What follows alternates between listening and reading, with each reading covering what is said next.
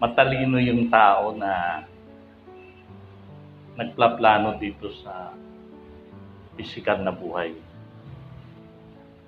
Pero mas matalino yung tao na hindi lamang dito sa pisikal na buhay nagplaplano, kundi sa buhay na hinaharap.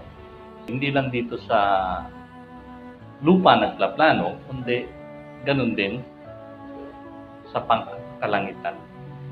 Sa Mateo 6:19 hanggang 21, ganito ang nakalagay. Huwag kayong mag-impok ng kayamanan dito sa lupa. Dito'y may naninirahang insekto at kalawang, at may nakakapasok na magnanakaw. Sa halip, mag-impok kayo ng kayamanan sa langit. Doon, walang naninirahang insekto at kalawang, at walang nakakapasok na magnanakaw. Sapagkat kung saan naroon ang inyong kayamanan, nandun din ang inyong puso. Ano ba yung kayamanang panlupa? Yung bahay, negosyo, kotse, diba, eroplano ang kayamanan nila. Walang masama yung magkaroon ka ng kayamanan sa lupa. Hindi kasalanan ng tao na yumaman siya. Yun ay blessing ng Diyos eh. Yung ibinis ka ng Panginoon na magkaroon ng maraming ari-arian. Diba? Hindi kasalanan yung magkaroon ka ng kayamanan sa lupa. Bigay ng Diyos. Sa Biblia, mapakarami ng tao na mayaman. Si Job, si David, Solomon, mayaman, sobrang yaman. Si Abraham, hindi kasalanan ng tao ang yumaman. Hindi kasalanan yun. Mali yung katuruan na pag yumaman ka, masamang tao yan. Kasi pagka minsan may dumaan na kotse, sabi, sino yun? Si congressman dumaan. Nasa isip agad ng tao, kahit hindi kilala yung congressman ko, sino congressman. Sa kurakot ang galing yan. Di ba? May nauna ng pag-iisip na, dahil yung yumaman, dahil congressman yan, maganda yung sasakyan, sa kurakot nangyari. Ganun din pagka manggagawa ka ng Panginoon. Sino yung dumaan ang ganda ng kotse? Pajero. Kay pastor yan. Pastor, yumaman. Hindi mo naman kilala yung tao. Alam mo manggagawa ng Panginoon o manggagawa sa gobyerno. Yumaman. Kasi alam naman natin, kaya lang, madalas iniisip na iba, kakarampot ang kinikita ng mga taong nasa gobyerno. At ganoon din, kakarampot ang kinikita ng taong manggagawa ng Panginoon para makabili ng Pajero. Kaya lang, malay mo, mayaman yung angka nila. Diba? Malay mo, may asyenda pala sila bago siya naging congressman. Asyenda pala nila, napakalawak. Bago siya naging pastor o manggagawa ng Panginoon, marami na siyang negosyo dati. Kaya lang, may nauna ng paghuhusga na pag ikaw ay manggagawa ng Panginoon o nagtatrabaho sa gobyerno, nakakarampot lang ang kinikita, can't afford mo yung ganun eh. Hindi mo kayang bumili ng, unless kilala mo yung tao na dati naglalakad lang yan. Ngayon, di aeroplano na. Dati si Brother James, Brother Angus ang dala-dala bisikleta lang, ngayon Pajero na. Dahil doon sa ganon. Diba? Kaya, yun ang rason kaya hindi ako tumatanggap ng anumang, pag nag-i-speak ako, hindi ako tumatanggap ng honorarium ang tawag na iba dyan, o love gift. Reason ko, ang natanggap mo sa Panginoon ng walang bayad, ibigay mo ng walang bayad. Pag inaabutan ako ng sobre, kadalasan, Nung una hindi ko tinatanggap eh. Ngayon, tinatanggap ko, pero hinuhulog ko uli sa offering box. Actually, inilipat ko lang, minsan hindi ko na nga binubuksan, hinuhulog ko na diretso sa offering box. Para lang, hindi naman nakakahiya doon sa nagbigay. Dahil sabi nila, parang tinatanggihan mo. Tapos parang, sino ka? Ba't yung iba tumatanggap? Ikaw ayaw, ano ka? Mas banal ka sa amin? Diba? Kaya, ang ginagawa ko na lang, pag binigyan ako, nililipat ko ng sobre. Minsan hindi ko na tinitingnan eh. Kasi temptation din yun eh. Kaya, tinignan mo, makapal-kapal to ah. Diba? 10,000 eh. Ako, prinsipyo ko.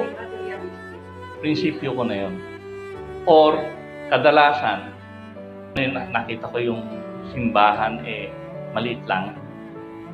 Pag binubuksan ko sobre, hindi ko na binibilang, hinahati ko. Ilalagay ko sa off, yung kalahati, ilalagay ko sa isang sobre. Yung kalahati ihulog sa offering box. Yung kalahati ibinibigay ko doon sa pastor na nag-imbita sa akin, yung nagbigay sa akin ng sobre. Pastor, para sa iyo. Ay, hindi, para sa iyo yan. Hindi. Binigay mo sa akin, ngayon naman, ibinibigay ko to sa iyo. Diba?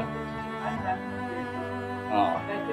Kaya nga, ang madalas sasabihin sa akin, lalo na yung mapupunahin ako, ang sinasabi sa akin, kaya naman hindi tumatanggap yan kasi wala naman responsibilidad yan. Wala naman binubuhay yan eh. Di ba? Eh, paano kami yan? Ang pamilya namin, di ba? Sabi ko, sa akin, kaya ako ginagawa yan dahil paniniwala ko na ang natanggap mo ng walang bayad, bigay mo ng walang bayad. Kasi nabubuhay naman ako, may trabaho naman ako. Diba?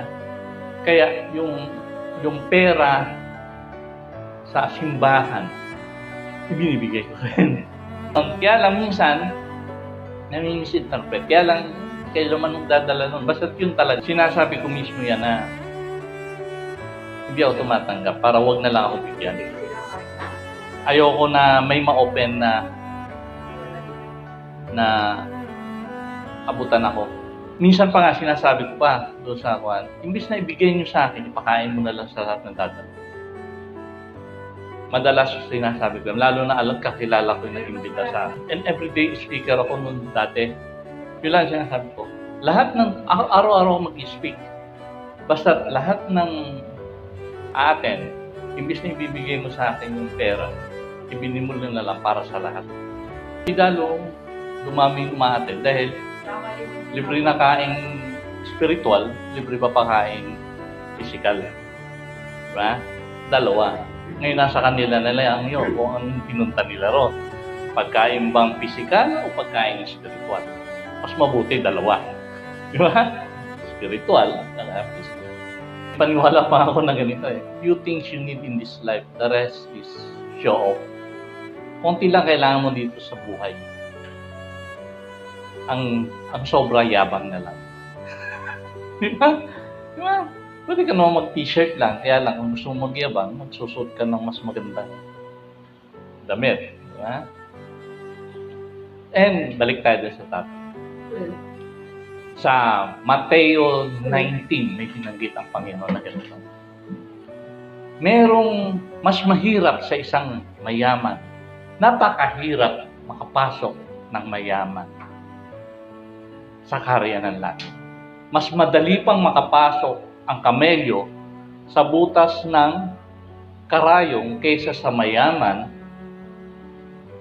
na makapasok sa kaharian ng Diyos. Nakakita na kayo ng karayong? Kasya ba rin yung camel? Kahit nga si Muning dito, hindi kasya. Di ba? Camelyo pa, di ba? Actually, ang ibig sabihin nun, nung sinabi ng Panginoon, dahil sa Israel noong unang panahon, merong lugar na gate sa syudad na daanan ng mga kamelyo. Maliit lang yun na gate. meron daanan ng tao at may daanan ng kamelyo. Yung daanan ng kamelyo, papunta yan doon sa inuman nila ng tubig ng mga kamelyo. Parang garahe ng mga kamelyo pag naglalakbay. Ngayon, maliit lang yung pintuan na yun, yung gate na yun. Eh, ang kamelyo maraming dala-dala sa likuran. Yung mga bagahe ng may-ari ng kamelyo. Hindi siya makakapasok yung kamelyo pag marami siyang bit-bit sa likuran. Kaya ang gagawin ng may-ari ng kamelyo, aalsin muna lahat yun. Then, saka papasok. Ka lang siya makakapasok doon sa pintuan na tinatawag na the eye of the needle. Of a needle. The eye of a needle. Kaya sinabi ng Panginoon mo. Same din sa tao. Mayaman, mahirap. Pag nandun na tayo sa gate ng langit, hindi mo dala-dala yung mga milyon-milyon mo. Iwan mo yun sa labas eh. Pag namatay ka ba, lahat yan eh. Iwan yan dito sa mga kamag-anak mo eh. Ang papasok lang talaga, yung kaluluwa mo. Wala kang mandala eh. Pinanganak ka ng hubad ka rin. Papasok sa karera ng Diyos. Mayaman at mahirap. Wala kang dala-dala. Diba?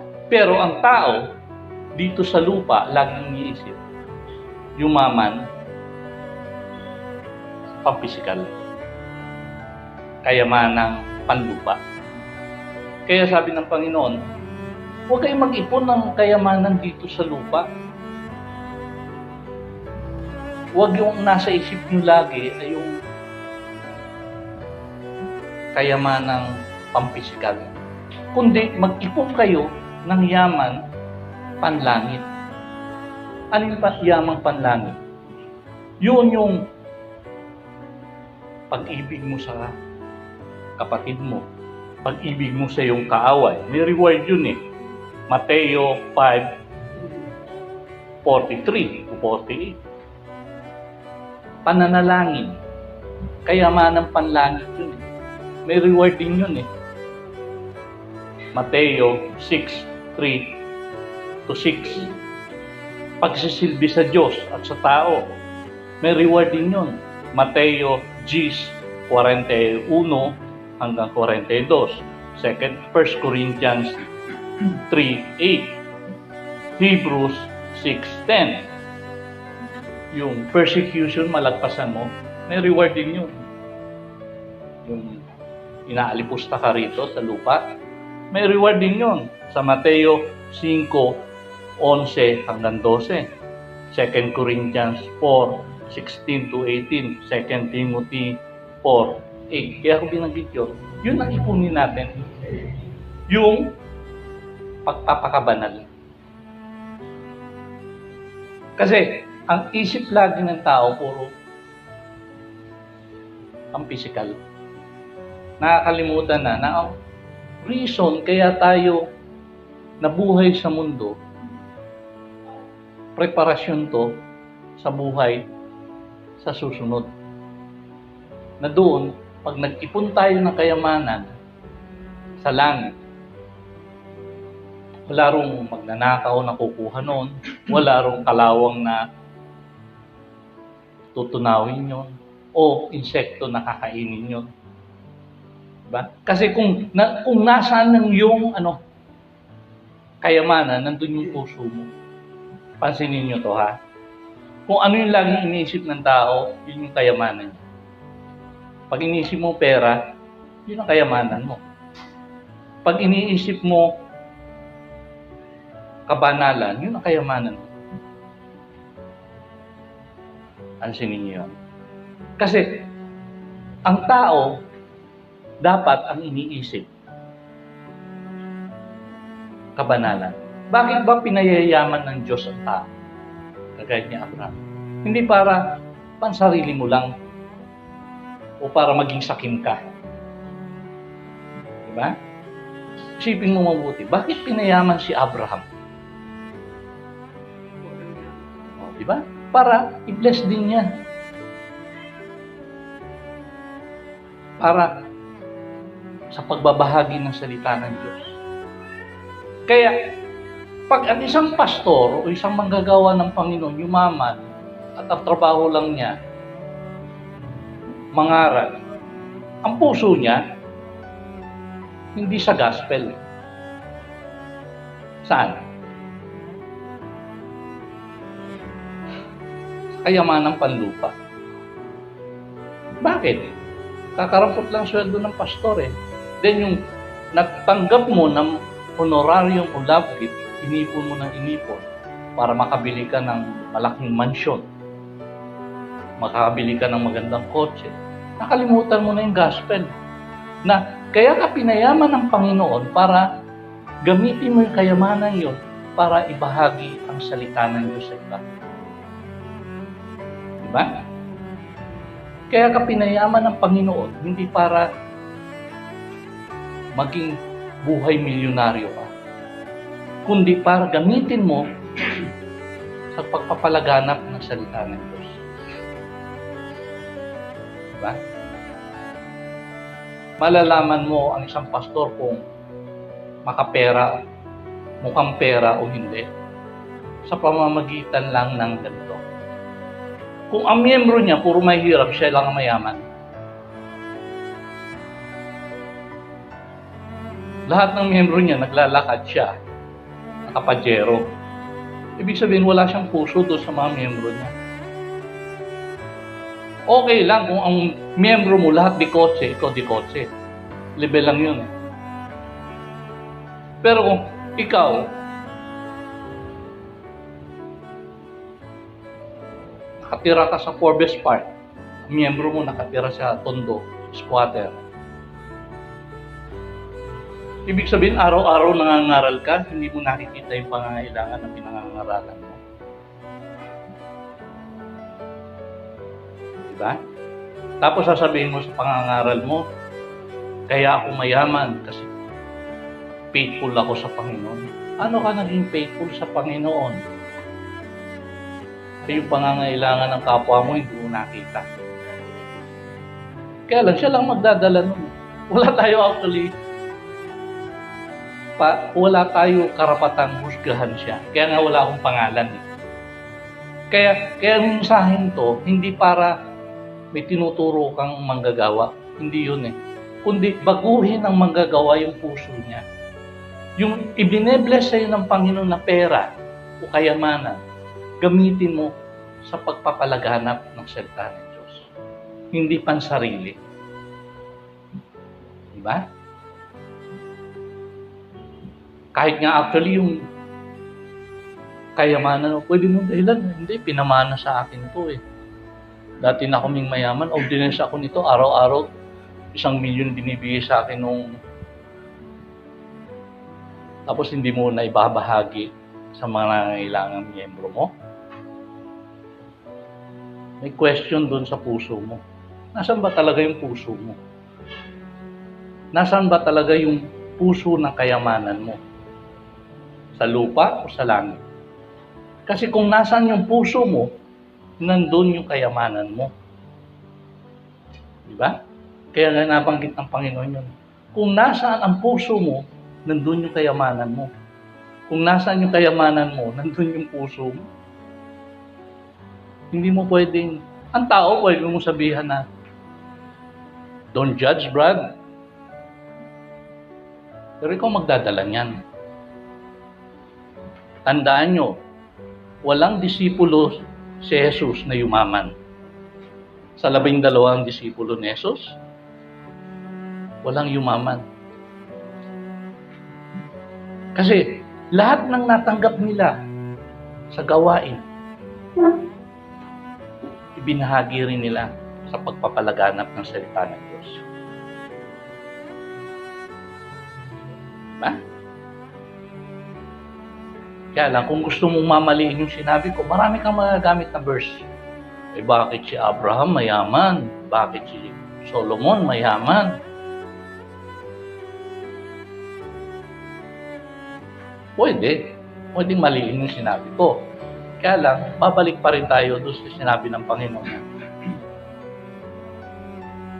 Bago ka makapasok doon sa butas ng kamel, ng karayo,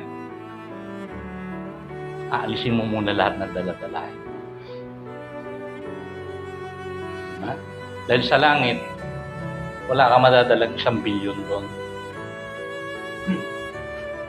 Ha? May gate doon eh. Oops. Nalabas lahat yan. Ang ipunin natin, kayamanan sa langit. Actually nga, kahit nga yung kayamanan sa langit na iniipon natin, kulang yun eh. Ipon tayo ng kayamanan. Oops, pwede na ba akong pumasok? Dahil may naipon na akong kayamanan sa langit. Kulang pa rin eh. Titingnan yung puso mo. Sapat na ba yung kayamanan na inipon mo sa langit para makapasok ka sa langit? Oops, may dumi pa rin. Kulang. Kaya kailangan mo natin si Kristo. Kung wala si Kristo na tumulong sa atin, hindi mapupuno yun. Diba? Magkasama lagi yun. Nag-iipon tayo ng kayamanan sa langit sa tulong ng Diyos. Dahil kung tayo lang, puso natin, disciple eh. Diba? Mapangin lang ang puso ng tao. Kahit anong gawin natin, may kulang. Diba? Kaya nga ang pinakakayamanan natin, si Kristo pa rin. Diba? Yun yung talagang kayamanan natin. Yun lang po.